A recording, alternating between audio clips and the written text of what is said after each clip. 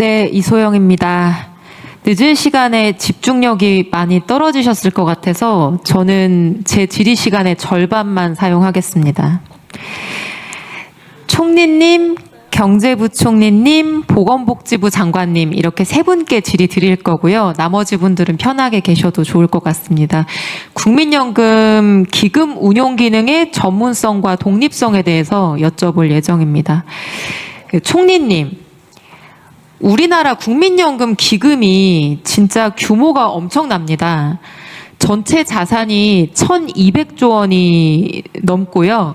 대한민국 명목 GDP가 지금 2,550조 원 정도 되니까 GDP의 절반 정도 되는 진짜 엄청난 규모입니다. 심지어 국민연금은 코스피 시가총액의 6%에서 7%를 보유한 국내 주식시장 최대 기관 투자자이기도 합니다. 그러니까 단순히 연기금이 아니라 우리나라 경제 전체를 좌우하는 큰 손인 거죠.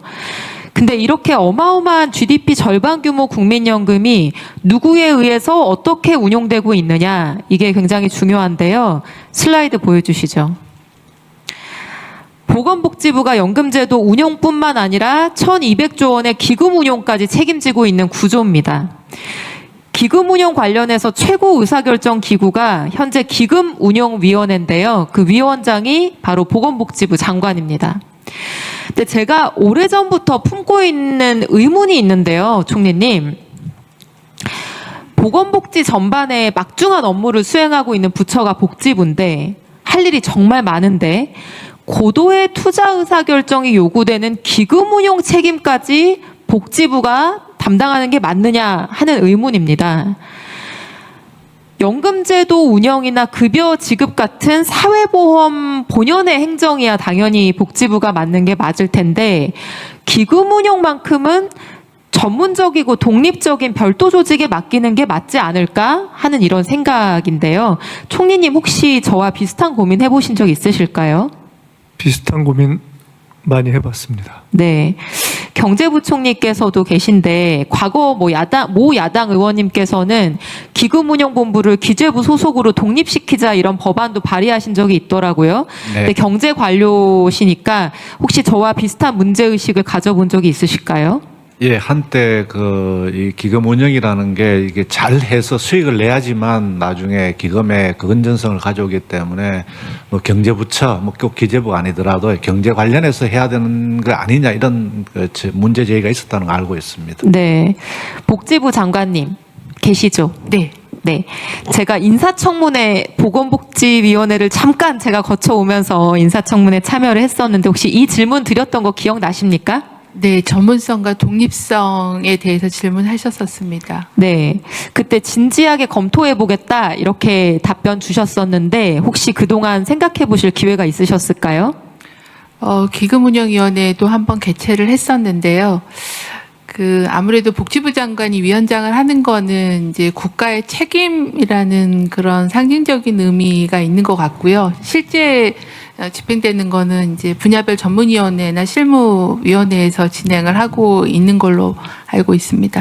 제가 뭐 복지부의 노력이나 이런 걸 폄하하려는 건 전혀 아닌데 저는 보건복지 전반을 책임지고 있는 복지부가 이렇게 1,200조 원 기금 운용까지 전담하는 거는 사실상 구조적으로 무리다 이렇게 생각을 하고 있습니다.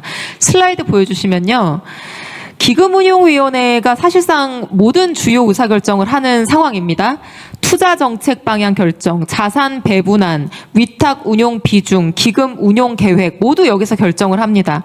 근데 위원이 20인으로 구성되는데 한번 같이 보시면요.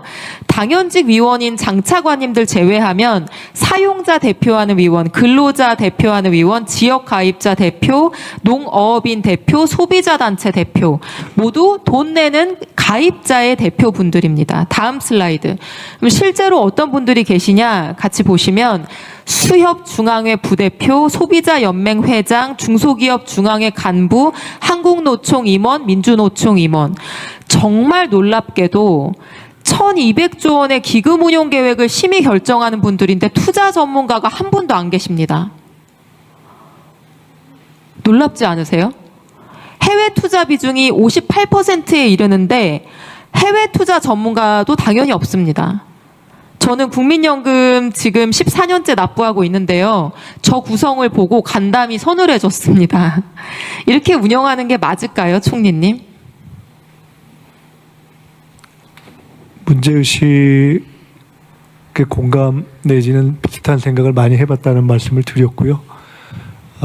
공적인 최종 어떤 컨트롤 타워가 있어야 된다라는 것도 분명하기 때문에 현재의 구조에 대한 대안을 바로 말씀드리지 못하겠습니다만은 그런 문제의식을 갖고 보았던 경험으로 보면 저렇게 되어 있을 때 실제 운영은 실제의 일을 하는 펀드 매니저들에 의해서 거의 되는 측면이 많다 하고 그렇게 들은 바가 있습니다. 기금운용본부의 전문 운용력들이 있는 거는 사실입니다. 그러나 실제 최종 의사결정, 주요 의사결정을 저분들이 의결해서 하고 있는 것도 여전히 사실입니다. 제가 보건복지부 장관님께 기금운용위원회 전문성 보강 어떻게 하실 건지 이제 인사청문회 때 질의드린 적이 있었는데 아직 취임하신 지 얼마 되시지 않아서 아마 고민 중에 계실 걸로 생각이 됩니다. 정말 진지하게 요청드리는데요. 기금운용위원회는 전문성이 더 보강돼야 된다고 생각합니다. 그리고 이런 전문성 결여 때문인지 모르겠지만 운용 목표도 과도하게 보수적입니다. 복지부 장관님, 최근 기금운용위원회가 수익률 목표치를 1%포인트 올렸거든요. 원래 4.5%였는데 5.5%가 됐습니다. 그러니까 지금 목표는 5.5%죠. 근데 지금 실제 수익률이 어느 정도인지 아시나요? 평균이 6.8%고 작년에는 15%였습니다. 맞습니다. 최근 5년 수익률이 8%대고요. 공단 설립 이후 누적 연평균 수익률이 6.8%. 어떻게 기간을 잡아도 6% 후반대인데 5.5%를 목표치로 운영한다는 거는 과도하게 보수적이죠. 해외 연기금의 목표치와 비교해도 굉장히 낮은 수치입니다. 이게 아무리 장기 수익률 전망을 보수적으로 한다고 하더라도 실제 운영 목표는 실제 수익률이 6.8%보다는 높아야 목표치라고 할 수가 있는 거죠.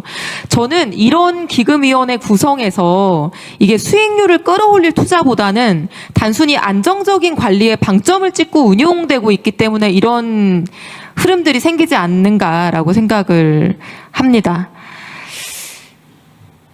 보험료율 변경 전의 계산으로 연금 수익률을 1% 올리면 고갈 시점 5년 늦어지고 보험료율 2%포인트 올리는 것과 같은 효과를 낸다. 이제 이런 분석 보고서가 나온 적이 있었습니다. 아마 최근 계산으로 하면 조금 달라질 텐데요. 근데 단순 계산하더라도 지금 1,200조 원이니까 수익률 1%포인트만 올라가도 12조 원. 나중에 3,500조 원까지 기금이 쌓이게 되는데 그러면 1%면은 35조 원이 됩니다. 그래서 수익률 목표를 과감하게 또는 적극적으로 잡고 이걸 운영한다라고 하면은 우리 국민들의 노후를 위해서 쓸 수 있는 수십조 원이 더 쌓이게 되는 거죠. 캐나다 연금이 높은 수익률로 굉장히 유명합니다. 2023년에는 수익률 세계 1위를 하기도 했던 연금이고요. 근데 캐나다 연금투자위원회는 97년에 연금본부에서 기금운용 조직을 별도로 떼어내가지고 연금투자위원회를 설립했습니다. 그래서 이 독립된 연금투자위원회가 장기 투자 수익률을 확보하는 데 기여했다라고 하는 국제적인 평가가 많이 있습니다. 그래서 우리나라에서도 이런 논의가 계속 있어 왔고요. 다음 슬라이드 보시면 지금까지 요 다음 슬라이드요. 그래서 그냥 뉴스만 검색해 보셔도 지금까지 정말 쉬지 않고 이 기금 운용을 독립시켜서 전문 기관을 만들고 정부 부처에서 영향을 좀 덜 받게 하자라고 하는 논의가 많이 쌓여온 걸 아실 수 있을 거고요. 다음 슬라이드 보시면 정부에서 꾸린 전문위원회에서도 독립적 투자 실행이 가능한 기금운용 공사와 같은 형태로 조직 개편이 필요하다 이런 의견을 낸 적이 있습니다. 물론 제가 이런 말씀 드리면 전북 도민들께서 좀 우려하실 수도 있을 텐데요.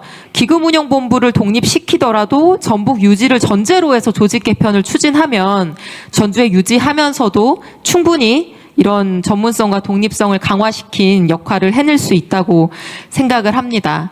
그리고 다들 기억하시겠지만 삼성물산 제일모직 합병 사건 때 국민연금이 스스로 찬성표를 던지면서 수천억 원의 손해를 입는 그런 엽기적인 일이 있었는데 당시에도 박근혜 대통령 언지를 받은 보건복지부 장관과 기금운용본부장이 의결권 행사에 부당한 영향력 미치고 두 분이 나란히 구속돼서 국민연금 역사에 오점을 남긴 적이 있거든요. 이런 사례들만 보더라도 기금운용을 하는 기구가 정부 부처에서 독립되지 않는 한 언젠가는 또다시 정권이 바뀔 때 이런 엄청난 규모의 연기금이 정치권의 유혹의 대상이 될 수 있다 이렇게 생각을 합니다. 그래서 이런 제가 이 질의를 위한 질의로 그냥 흘려보내고 싶지 않고 앞으로 기회가 될 때마다 이 주제를 다루고 또 법안이나 이런 관련된 정책도 계속 고민하고 발의할 예정인데요. 이 문제를 총리님 그리고 부총리님 보건복지부 장관님께서도 같이 고민해 주셨으면 합니다. 그렇게 해주시겠습니까? 네, 같이 고민하겠습니다. 네, 네. 그렇게 하겠습니다. 부총리님도 같이 해주실 거죠? 네, 그렇게 하겠습니다. 네, 감사합니다. 이상입니다.